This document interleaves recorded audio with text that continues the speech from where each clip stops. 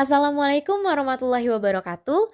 Halo teman-teman semuanya. Di sini kami dari kelompok 3 akan menjelaskan materi tentang jantung dan sistem peredaran darah untuk memenuhi tugas praktikum anatomi dan fisiologi 1 Teknik Biomedis ITERA.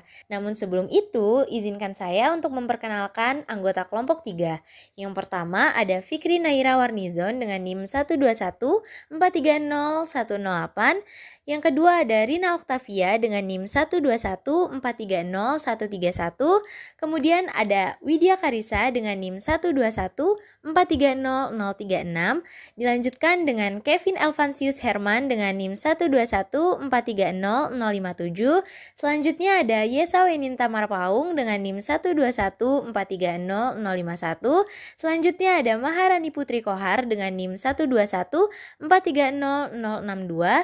Dan yang terakhir ada teman saya yaitu Yauma Salih Habib dengan NIM 121430038. Tahukah kalian bagaimana cara darah kita dapat beredar ke seluruh tubuh dengan lancar? Hal ini rupanya bisa terjadi karena hadirnya suatu organ bernama jantung yang sangat giat memompa darah agar bisa terus mengalir dalam tubuh kita.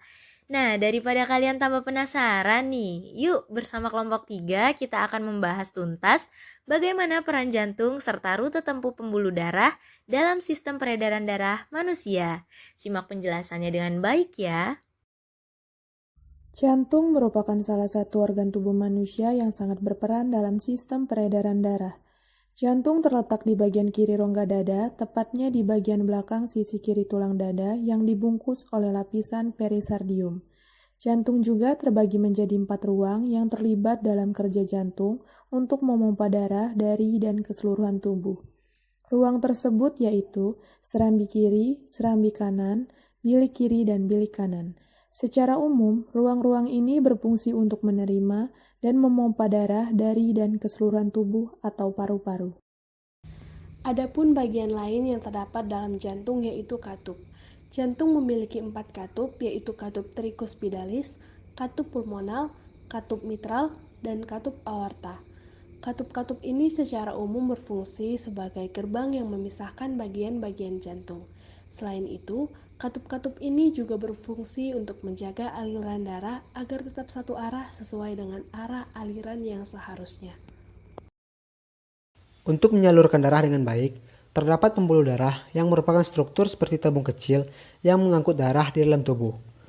Sistem pembuluh darah tubuh sendiri adalah sistem pipa yang membawa darah dari jantung ke organ-organ dalam tubuh untuk metabolisme.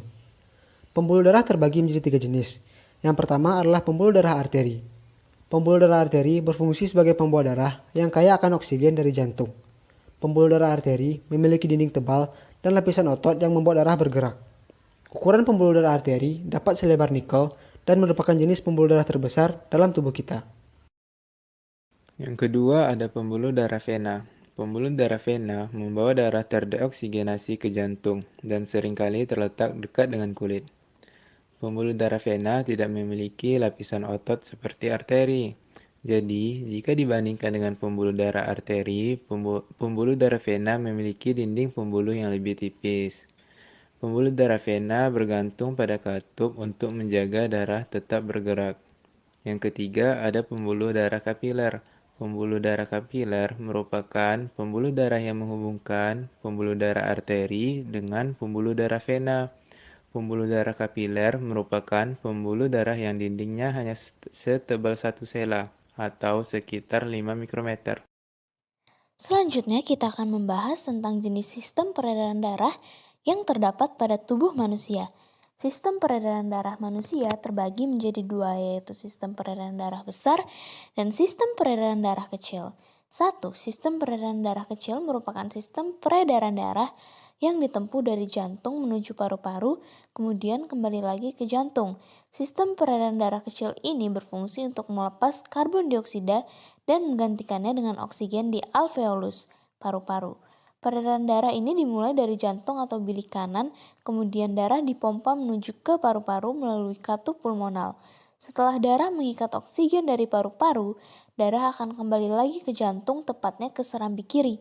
Selanjutnya, darah akan disalurkan ke bilik kiri melalui katup mitral.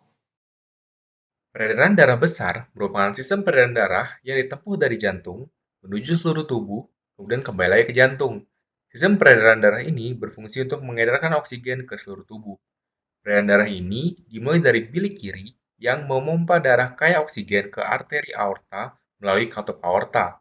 Lalu, darah mengalir dari aorta ke arteri yang lebih besar dan yang lebih kecil, kemudian masuk ke jaringan kapiler yang tersebar di seluruh tubuh. Selanjutnya, di dalam jaringan kapiler, darah akan melepaskan nutrisi, oksigen, dan zat-zat penting lainnya. Melalui proses ini, darah juga mengambil karbon dioksida yang kemudian dialirkan kembali ke jantung melalui serambi kanan dan akhirnya berakhir di bilik kanan melalui katup tricus pidalis. Sekian video penjelasan dari kelompok 3, semoga bermanfaat untuk kita semua. Akhir kata saya ucapkan terima kasih. Wassalamualaikum warahmatullahi wabarakatuh.